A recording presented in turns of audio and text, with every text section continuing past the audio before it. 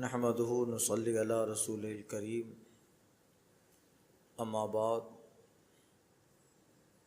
فاعوذ باللہ من الشیطان الرجیم بسم اللہ الرحمن الرحیم قل اندعو من دون اللہ ما لا ينفعنا ولا يضرنا ونرد على اعقابنا بعد اذ هدانا اللہ كالذی استهوته الشیاطین فی الارض حیران له اصحاب يدعونه الى الهدى ائتنا قل ان هدى الله هو الهدى وامرنا لنسلم لرب العالمین وان اقیموا الصلاة واتقوه وهو الذی الیہ تحشرون۔ تم فرماؤ کیا ہم اللہ کے سوا اس کو پوجیں جو ہمارا بھلا نہ کرے نہ برا، اور الٹے پاؤں پلٹا دیے، اوپر بات اس کے کہ اللہ نے ہمیں راہ دکھائی اس کی طرح جسے شیطان نے زمین میں راہ بھلا دی۔ حیران ہے اس کے رفیق اسے راہ کی طرف بلا رہے ہیں کہ ادھر آ۔ تم فرماؤ کہ اللہ ہی کی ہدایت ہے، اور ہمیں حکم ہے کہ اس کے لیے گردن رکھ دیں جو رب ہے سارے جہانوں کا، اور یہ کہ نماز قائم رکھو اور اس سے ڈرو، اور وہی ہے جس کی طرف تمہیں اٹھنا ہے۔ پچھلی آیت پاک میں ارشاد ہوا تھا کفار سے الگ ہو جاؤ، ان سے تعلق اور رشتے توڑ دو۔ یہ وہ ہیں جن کے تعلق سے اللہ نے فرمایا وَذَرِ الَّذِينَ اتَّخَذُوا دِينَهُمْ لَهْوًا وَلَعِبًا۔ یہ وہ ہیں جنہوں نے اپنے دین کو ہنسی مذاق کھیل کود بنا لیا۔ وَغَرَّتْهُمُ الْحَيَاةُ الدُّنْيَا، اور دنیا کی زندگی نے انہیں فریب میں ڈال دیا، دھوکے میں رکھ دیا۔ الگ ہو جاؤ۔ اب بتایا جا رہا ہے کہ جب الگ ہونا ہے تو کفار پر اپنا تسلط ظاہر کر دو، اپنے دین کی سختی یہ کافروں پہ ظاہر کرو۔ جب الگ ہونا ہے تو چپ چاپ نہیں، بلکہ یہ کہہ کر، یہ جتا کر، یہ بتا کر علیحدہ ہو کہ اب ہم کبھی بھی تمہاری طرف پلٹنے والے نہیں ہیں۔ جس رب نے اتنے بڑے احسان کیے ہیں اور ایمان اور اسلام و ہدایت ہمیں ملی ہے، تو پھر ہم اتنی بڑی نعمت کے بعد پھر الٹے پاؤں کفر کی طرف لوٹ جائیں؟ یہ ناممکن ہے۔ یہ کہہ کر الگ ہو جاؤ تاکہ آئندہ کوئی کافر تمہیں پھر بہکانے کی کوشش نہ کرے۔ اس آیت پاک کا شان نزول تفسیر ساوی، مدارک اور بیضاوی وغیرہ میں حضرت ابوبکر صدیق رضی اللہ تعالی عنہ کے تعلق سے ہے۔ حضرت ابوبکر صدیق رضی اللہ تعالی عنہ کے بیٹے حضرت عبد الرحمن ہیں۔ یہ اس وقت کا واقعہ ہے جب حضرت عبد الرحمن بن ابو بکر ایمان نہیں لائے تھے، ان کے زمانہ کفر کا، مگر حضرت ابو بکر صدیق رضی اللہ تعالی عنہ ان کو اللہ تعالیٰ نے پہلے ہی سے شرک اور کفر سے دور رکھا، اور جب آقا علیہ الصلوۃ والتسلیم پر ایمان لے آئے تو پھر تو بات ہی الگ ہے۔ مگر اس زمانے میں بھی جس زمانے میں آقا علیہ الصلوۃ والتسلیم نے اعلان نبوت نہیں فرمایا تھا، حضرت ابو بکر صدیق نہ کبھی بت پرستی کیے، نہ شرک کیا، نہ کفر کیا، اور نہ کبھی اپنے اعمال کو اس زمانے میں خراب کیا، نہ کبھی آپ نے شراب پی، نہ جوا کھیلا۔ اس وقت اس قدر پاک دامنی سے رہنا یقیناً اللہ تعالیٰ کی مشیت تھی کہ اللہ نے ذات ابو بکر کا محبوب کی رفاقت کے لیے انتخاب کیا تھا اس لیے اس زمانے میں بھی اللہ نے ابو بکر صدیق کو عقیدے اور اعمال ہر اعتبار سے کافروں سے الگ رکھا۔ مشیت نے ان کا انتخاب کیا تھا کہ یہ میرے حبیب صلی اللہ علیہ وسلم کا ساتھی بنے گا، رفیق اور یار غار بنے گا۔ اس لیے حضرت ابو بکر صدیق کی والدہ کہتی ہے کہ جب میرا بیٹا میرے پیٹ میں تھا اس وقت ایک ہاتھی پہ غیبی آواز دے رہی تھی، یا امۃ اللہ علی التحقیق ابشری بالولد العتیق اسمہ فی السماء صدیق لمحمد صاحب و رفیق۔ اے اللہ کی بندی بشارت قبول کر، خوشخبری قبول کر، یا امۃ اللہ بالتحقیق ابشری بالولد العتیق، تجھے خوشخبری ہے ایک عتیق بیٹے کی، عتیق یعنی جو جہنم سے آزاد، برائیوں سے آزاد اور ہر جو ہے غلط چیزوں سے آزاد، اس بچے کی بشارت کو قبول کر۔ ابشری بالولد العتیق اسمہ فی السماء صدیق، جن کا نام ہم نے آسمانوں میں صدیق رکھا ہے، اور اس کی سب سے بڑی خصوصیت یہ ہے لمحمد صاحب و رفیق، آخری پیغمبر جو محمد عربی ہیں ان کے ساتھی اور ان کے رفیق و یار ہیں۔ تو حضرت ابوبکر صدیق ایسے رفیق ہیں سرکار کے، ایسے رفیق ہیں کہ کوئی یہ نہ کہے کہ ایمان لائے اور مکہ و مدینہ ہی میں سرکار کے ساتھ رہیں۔ اللہ اللہ، بات آئی ہے تو میں ان کے تعلق سے عرض کر رہا ہوں، شان نزول ابھی عرض کرتا ہوں انشاءاللہ۔ ایک بار حضرت ابوبکر صدیق رضی اللہ تعالی عنہ سے آقا نے فرمایا، او ابو بکر یاد ہے وہ بات؟ کہاں یا رسول اللہ، یاد ہے۔ اب یہ عام لوگ سمجھ نہیں پائے، یہ اس وقت بولا جائے گا جبکہ جو ہے مخاطب اور مخاطب دونوں میں کسی بات کا پہلے چرچا ہو گیا ہو تو وہ ایک مخاطب یاد دلائے گا اور مخاطب اشارے سے کہے گا ہاں یاد ہے۔ معلوم ہے وہ؟ کہاں معلوم ہے؟ اب صحابہ ساتھی رہتے تھے، صحابہ رضوان اللہ تعالی اجمعین کو یہ لگا کون سی بات ہے وہ، کہ یاد ہے؟ کہاں یا رسول اللہ یاد ہے؟ پھر پوچھا تو بتایا گیا کہ بات یہ تھی۔ آقا کہتے ہیں ابو بکر یاد ہے اس کو؟ یاد ہے وہ بات؟ کون سی بات؟ یعنی عالم ارواح میں معلوم ہے میرے بعد سب سے پہلے بلا تم ہی نے کہا تھا۔ سرکار اور نبیوں کے بعد امت اور مخلوقات جتنی جمع ہے، آقا اشارہ یاد دلا رہے، ابو بکر یاد ہے نا؟ عالم ارواح میں رب کے بات، رب کے سوال، الست بربکم، کیا میں تمہارا رب نہیں ہوں؟ او انبیاء کے بعد سب سے پہلے اگر روح محمدی اور روح انبیاء کے بعد کسی نے رب کے اس سوال الست بربکم کا جواب دیا تھا تو وہ جواب ابو بکر نے دیا تھا۔ ابو بکر یاد ہے؟ کہاں یا رسول اللہ یاد ہے؟ اللہ اللہ، کہاں کی بات یاد ہے؟ کہاں کا واقعہ یاد ہے؟ تو یہ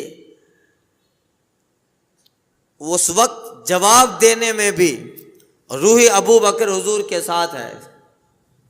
اور پھر مکہ میں سرکار صلی اللہ علیہ وسلم تشریف لے آئے تو مکہ میں ابو بکر ساتھ، سفر ہجرت میں ساتھ، غار میں ساتھ، ام معبد کی جھونپڑی کے پاس ساتھ، مدینہ تک ساتھ، مدینہ میں پھر مسجد نبوی میں ساتھ، در دولت پہ ساتھ، سفر میں ساتھ، حضر میں ساتھ، خلوت و جلوت ہمیشہ سرکار کے ساتھ، یہاں تک کہ جب آقا علیہ الصلوۃ والتسلیم اس ظاہری دنیا سے وفات پا گئے تو قبر انور میں بھی ابو بکر مصطفیٰ کے ساتھ، قبر انور میں بھی ابو بکر مصطفیٰ کے ساتھ۔ اور آقا کی حدیث مشکات میں گزر چکی کچھ مہینوں پہلے کہ جب سب لوگ اٹھائے جائیں گے تو قبر سے اٹھنے میں بھی ابو بکر مصطفیٰ کے ساتھ، سرکار کے ساتھ ہے۔ آقا کہتے ہم ایسے ہی جائیں گے، حضرت عیسیٰ ہوں گے، ابو بکر صدیق، فاروق اعظم،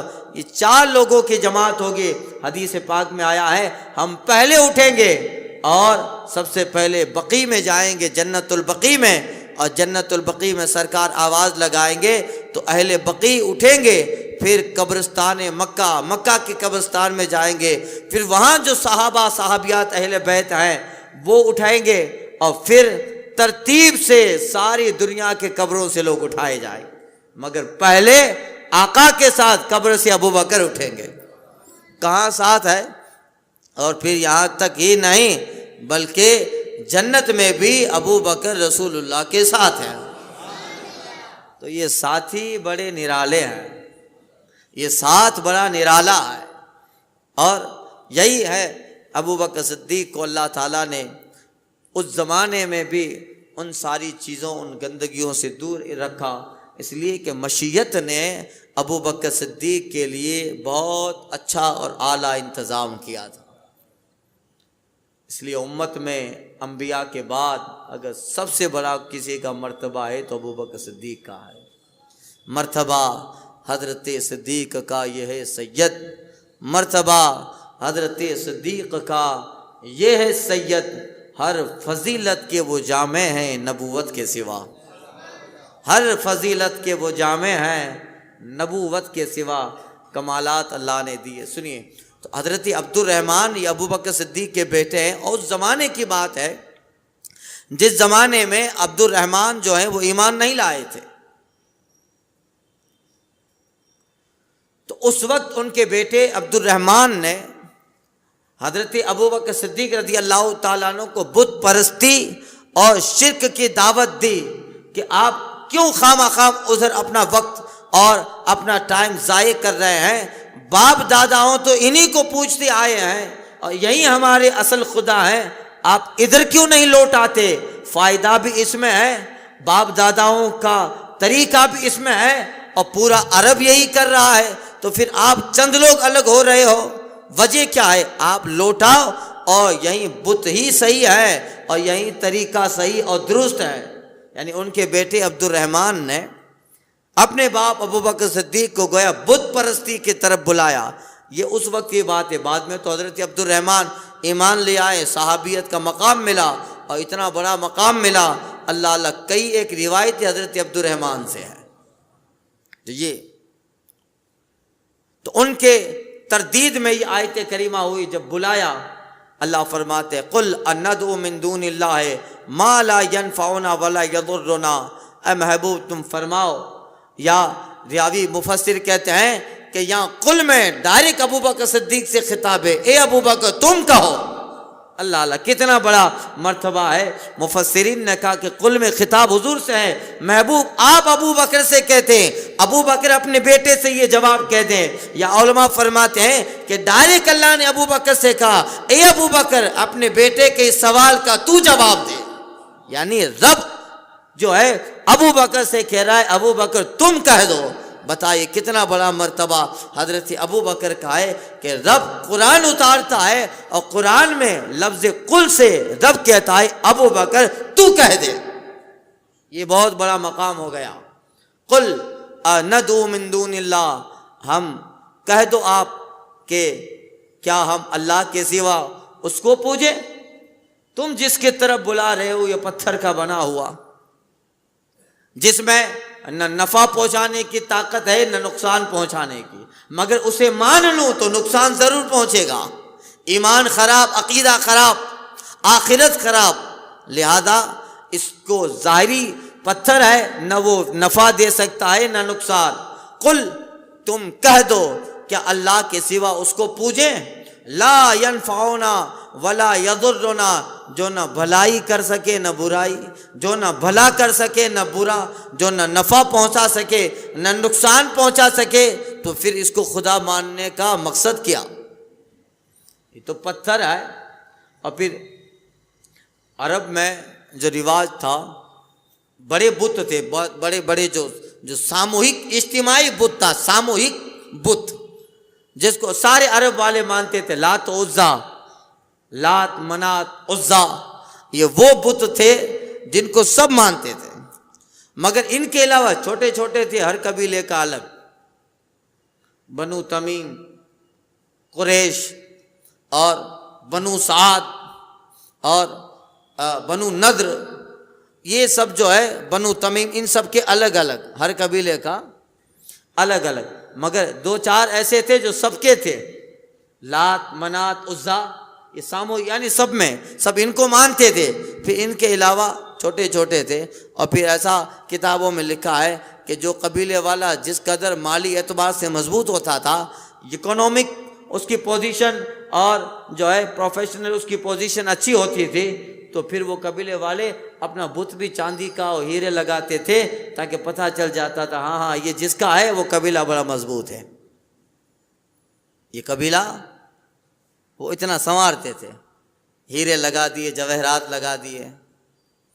اور اب بستیوں میں ہوں گے چھوٹے چھوٹے ہیں، سٹی میں چلے جاؤ اور پھر جہاں بڑے لوگ ہیں تو پھر کتنا بڑا بناتے ہیں۔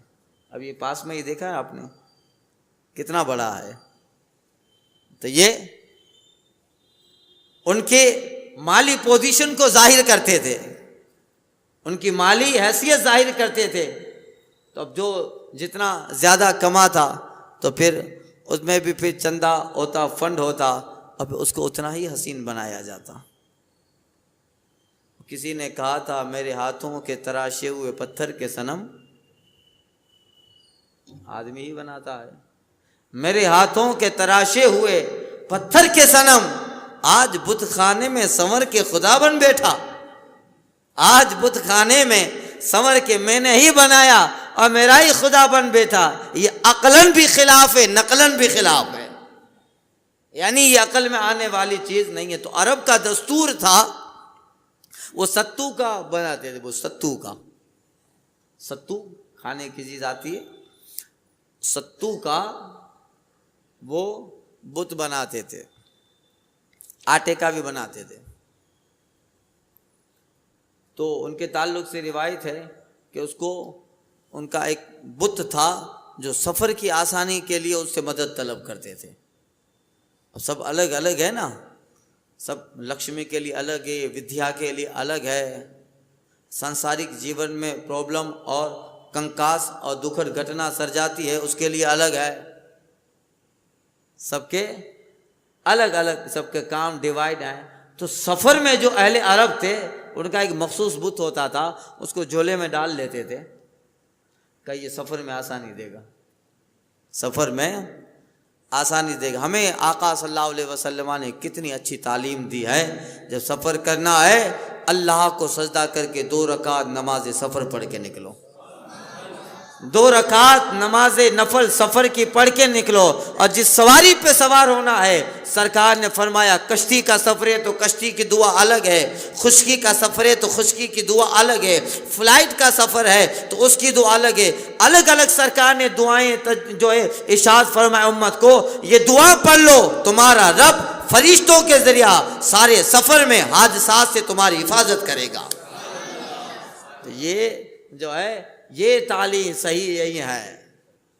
سرکار اعلیٰ حضرت گئے تھے سفر میں، بیچ رستے میں کشتی پہنچی تو پون آیا، طوفان آیا، سب پریشان ہو گئے۔ اب یقین بھی اتنا ہونا چاہیے، پریشان ہو گئے، اور سرکار اعلیٰ حضرت رضی اللہ تعالیٰ عنہ ہے کہ اس سفر میں بالکل مطمئن ہیں۔ کسی نے کہا مولانا آپ پریشان نہیں دکھ رہے، طوفان تیز ہے، کشتی اب ڈوبے کہ تب ڈوبے، کب ڈوبے کہ جب ڈوبے، اور آپ ہیں کہ بالکل مطمئن ہیں۔ اعلیٰ حضرت سرکار فرماتے مجھے میرے آقا کی حدیث پہ بھروسہ ہے، آقا نے دعا سفر کشتی کے سفر کے لیے تعلیم فرمائی ہے، بسم اللہ مجرہا و مرساہا ان ربی لغفور رحیم، یہ کشتی پہ سوار ہونے کی دعا ہے، اور آقا نے فرمایا ہے اس دعا کو پڑھ کر اگر کشتی میں سفر کرے وہ کشتی حادثات سے محفوظ رہے گی اور ساحل سمندر پر آرام سے پہنچا دے گی۔ میں الحمدللہ کشتی میں قدم رکھا، دعا پڑھا تھا، مجھے حضور کی حدیث پہ بھروسہ ہے یہ کشتی آسانی سے ساحل سمندر پہ پہنچے گی۔ یقین ہونا چاہیے، یہ یقین۔ اور اگر کہیں حالت ہو تو اعلیٰ حضرت نے فرمایا تھا ہم حضور کے غلام ہیں اور رب تبارک و تعالیٰ ہمارا جو ہے معبود ہمارا خالق ہے، اس کو جو منظور ہے، آپ نے فرمایا تھا آنے دو یا ڈبو دو، اب تو تمہاری جانب کشتی تمہیں پہ چھوڑی لنگر اٹھا دیا۔ آقا اگر ڈبا دیں تب بھی یہ حکمت الہی ہے، اگر بچا لیں تو آپ کا کرم ہے، ہم نے تو کشتی کا لنگر ہٹا دیا ہے، اب ڈباؤ تو بھی آپ پر ہے، بچاؤ تو آپ پر ہے، آنے دو یا ڈبو دو اب تو تمہاری جانب کشتی تمہیں پہ چھوڑی لنگر اٹھا دیے۔ یہ جو ہے یقین ہونا چاہیے، اعتماد ہونا چاہیے، اور یہ یاد رکھیے کبھی بھی بائک اور سفر کریں تو دعا یاد کر لیجئے، دعا اس کو جو ہے تعلیم اور دعا کو یاد کر لیں، عادت ڈالیں کہ یہ دعا پڑھ لیں، اس سے سنت بھی ادا ہوتی ہے اور ہمیں پتہ نہیں چلتا، ایک حادثہ ہونے والا ہوتا ہے مگر دعا کی برکت سے وہ حادثہ ٹل جاتا ہے، پتہ نہیں چلتا مگر ٹل گیا ہوتا ہے، پتہ نہیں چلتا ہے مگر ٹل گیا ہوتا ہے، اس سے بے شمار واقعات ہیں۔ تو وہ آپ یاد کر لیں، سفر کے مختصر سی دعائیں ہوتی ہے، الحمدللہ الذی سخر لنا ھذا وما كنا له مقرنین انا الی ربنا لمنقلبون۔ بائک پہ سوار ہو، بس میں سوار ہو، کار میں سوار ہو، خشکی کے کسی بھی جو ہے آپ وہیکل واہن پہ سوار ہو، اس دعا کو پڑھ لیں، یہ حدیث کی تعلیم کی ہوئی دعا ہے، انشاءاللہ آپ اس دعا کی برکت سے حادثات سے محفوظ رہیں گے، بچے رہیں گے۔ الحمدللہ الذی سخر لنا ھذا، یعنی آپ جو گاڑی چلا رہے ہیں اللہ کی تعریف کی جا رہی، اللہ تیرا احسان اور تمام تعریفیں تیرے لیے ہیں، سخر لنا ھذا کہ تو نے اس چیز کو میرے تحت کر دیا، سخرا میرا مسخر کر دیا۔ اب جیسا آدمی چلائے گا نا، رائٹ چاہے گا تو رائٹ موڑ لے گا گاڑی، لیفٹ چاہے گا تو لیفٹ موڑ لے گا، اب اس کے اوپر ہے، اسٹیئرنگ اس کے پاس ہے، کلچ اور ایکسیلیٹر اس کے پاس ہے اور بریک اس کے ساتھ، یعنی وہ اب جتنا چاہے گاڑی کو جیسے چاہے چلا سکتا ہے، تو وہ گاڑی اللہ تعالیٰ نے اس کے قبضے میں اس کو مسخر کر دیا ہے، تو بندہ اس قبضے کے لیے اللہ کی تعریف کر رہا ہے، الحمدللہ الذی سخر لنا ھذا، تمام تعریف اس اللہ کے لیے جس نے اس گاڑی کو میرا مطیع اور میرا مسخر کر دیا۔ وما كنا له مقرنین وانا الى ربنا لمنقلبون، اور بے شک ہمیں پلٹ کر اپنے رب ہی کی طرف جانا ہے۔ تو یہ یاد کر لیجئے، یوں کیوں اپنے بہت سارا حساب کتاب دکانوں کا یاد رہتا ہے بھرپور، کبھی کسی کا 10 روپیہ بھولتے نہیں ہیں، کبھی کسی کا 10 روپیہ نہیں بھولتے ہیں، اور اگر بھول بھی گئے تو پھر اس کے لیے کئی جو ہے منٹ، کہیں آدھا پونا گھنٹے تک دماغ کھجاتا رہتا ہے کہ کچھ تھا، یاد نہیں آ رہا ہے کتنا باقی تھا، ہوتا ہے۔ تو پھر جب اتنا ہزاروں کا حساب یاد رہ جاتا ہے تو پھر ایک مختصر سی دعا یاد نہیں رہ جائے گی، اور پھر یہ ہمارے ہی فائدے کے لیے ہے، ہماری عادت ڈالیے، دعاؤں کی عادتیں ڈالیے۔ زندگی امام غزالی نے لکھا ہے مکاشفۃ القلوب یا غالباً کیمیائے سعادت میں کہ جو حدیث میں تعلیم کی ہوئی دعائیں ہیں ان کی عادتیں ڈالیے، جیون بڑا خوشی سے گزرے گا۔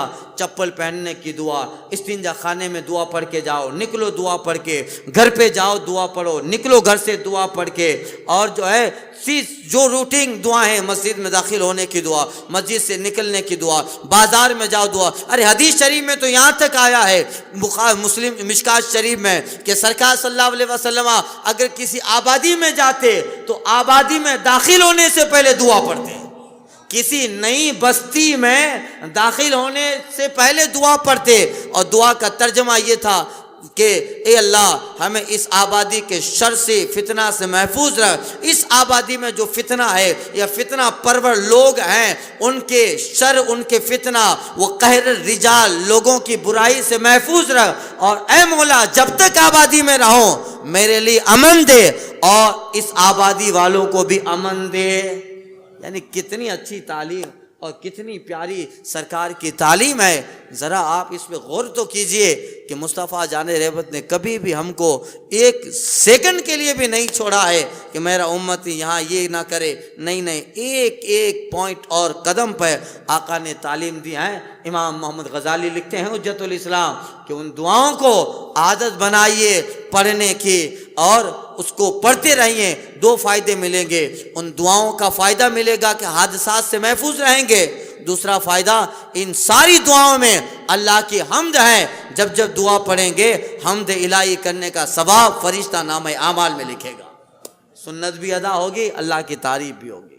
خیر، تو وہ بات آئی تھی سفر کے بت بناتے تھے، ستو کے بناتے تھے، اور بھی کھانے کی چیزوں کے. اور کبھی ریگستان کا علاقہ ہوتا تھا عرب کا، کبھی بارش کہیں پانی نہیں ملا اور بھوک اور پیاس نے پریشان کر دیا تو جھولا سے وہیں بت ستو کا نکالتا، مسل کے کھا لیتا.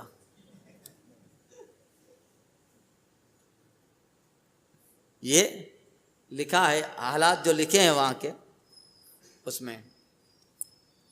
تو یہ فرمایا گیا ابو بکر صدیق رضی اللہ تعالیٰ عنہ سے رب خطاب کر رہا ہے، یا حضور سے کہا جا رہا ہے کہ محبوب آپ ابو بکر سے کہہ دیں. ابو بکر اپنے بیٹے عبد الرحمن کو یہ جواب دے اور ان کے حوالے سے دنیا کے سارے کافروں کو جواب دے دیا جائے جو کسی نہ کسی اعتبار سے ورگلانے کی کوشش کرتے ہیں کہ ہمارے پاس آ جائیں، فت بت پرستی میں آ جائیں، شرک میں آ جائیں. نہیں، ان سے الگ ہو جاؤ اور جواب دے دو کہ جس رب کا اتنا بڑا احسان ہے، احسان چھوڑ کے اس شرک کی طرف آئیں. نہیں، اس رب کا احسان ہے، ہدایت دی ہے اور ہدایت پر موت تک قائم رہنا ہے. یہی ہمارا نظریہ اور اسی پہ ہم کو اٹل لینا ہے. تو فرمایا قل، اے محبوب کہہ دو، یا اے ابو بکر کہہ دو، کیا ہم اللہ کے سوا اس کو پوجیں جو ہمارا نہ بھلا کرے نہ برا، وَنُرَدُّ عَلَىٰ أَعْقَابِنَا، اور ہم الٹے پاؤں پلٹ جائیں پھر شرک کی طرف، کفر کی طرف. یہ اب چونکہ ابو بکر صدیق تو اس طرف تھے ہی نہیں، مگر اس تناظر میں بتایا جا رہا ہے کہ جو وہ ایمان لے آیا مگر پہلے وہ حالت کفر و شرک میں تھا، تو وہ یہ جواب دے کہ کیا ہم پھر الٹے پاؤں پلٹ جائیں. اوپر بات اس کے کہ اذ ہدانا اللہ، کہ اللہ نے ہمیں راہ دکھلا ڈالی، اللہ نے ہمیں ہدایت دے ڈالی. یہ کرم تھا کہ ہدایت دی، اگر وہ نہ چاہتا تو ہم اسی کفر کی وادیوں میں بھٹکتے رہتے، اسی شرک کے جنگل میں پریشان رہتے. اگر نور ہدایت ہمیں رب نہ دیتا، کالذی استہزت الشیاطین فی الارض، تو پھر اس کی طرح جسے شیطان نے زمین میں راہ بلا ڈالی، اس کی طرح پھر پلٹ جائے. جس کو شیطان نے زمین میں راہ بلا ڈالی، شیطان اسے لا کے کفر کی وادیوں میں چھوڑ دیا، شرک کی وادی میں جا کے شیطان نے اسے چھوڑ دیا، اور وہ بیچارہ سمجھ رہا ہے کہ یہی وادی صحیح ہے، یہی جنت ہے. اور شیطان مستزاد یہ کہ اس پہ طرح طرح کے دماغی پلاؤ اس کے دماغ میں ڈالتا ہے کہ یہی تیری جنت ہے. تو اس کی طرح کالذی استہوت الشیاطین فی الارض، اس کی طرح جسے شیطان نے زمین میں راہ بلا ڈالی، جو کفر کی وادیوں میں ہے، شرک کی وادیوں میں ہے، حقیقت میں یہ وہی ہے جن کو شیطان نے راہ بلا ڈالی ہے، راہ شیطان نے، اور وہ اس طرف ہے. حال کیا حیران، اور رب فرماتا حیران ہے وہ. کیوں؟ لہو اصحابوں، اس کے ایسے دوست ہیں، یدونہ الی الہدی، کہ اسے راہ کی طرف بلا رہے ہیں. عجیب بات ہے، شیطان اسے کفر کے جنگل اور شرک کی وادیوں میں چھوڑ دیا ہے، اور اس کے کچھ مخلص دوست ہیں جو بلا رہے ہیں کہ کفر کی وادی میں نہ بھٹک اور شرک کے جنگل میں نہ آ، ہدایت کا اجالا تیرا انتظار کر رہا ہے. مگر وہ کنفیوز ہے، کیا کریں؟ ادھر جائیں گے تو ادھر والا سب چھوٹ جاتا ہے، تو وہ حیران ہے. اصحاب یدونہ الی الہدی، اس کے ایسے رفیق ہیں اسے راہ کی طرف بلا رہے ہیں. اتنا کہ ادھر آ، ہدایت ادھر ہے، ادھر آ جا، مگر وہ اس کی طرف نہیں دھیان دیتا. قل، محبوب کہہ دو، ان ھدی اللہ ھو الھدی، ہدایت تو اللہ ہی کی ہے، ہدایت اللہ ہی کی ہدایت ہے. اور وَأُمِرْنَا، ہم ایمان لانے کے بعد پھر پلٹ جائیں؟ ناممکن۔ اُمِرْنَا لِنُسْلِمَ لِرَبِّ الْعَالَمِينَ، ہمیں تو رب نے حکم دیا ہے کہ ہم اس رب العالمین پر ایمان لے آئیں، گردن جھکا دیں اس رب کے حضور جو سارے جہانوں کا رب ہے۔ اُمِرْنَا، ہمیں حکم ہے اس کے لیے کہ گردن رکھ دیں اس کے حضور جو رب ہے سارے جہانوں کا۔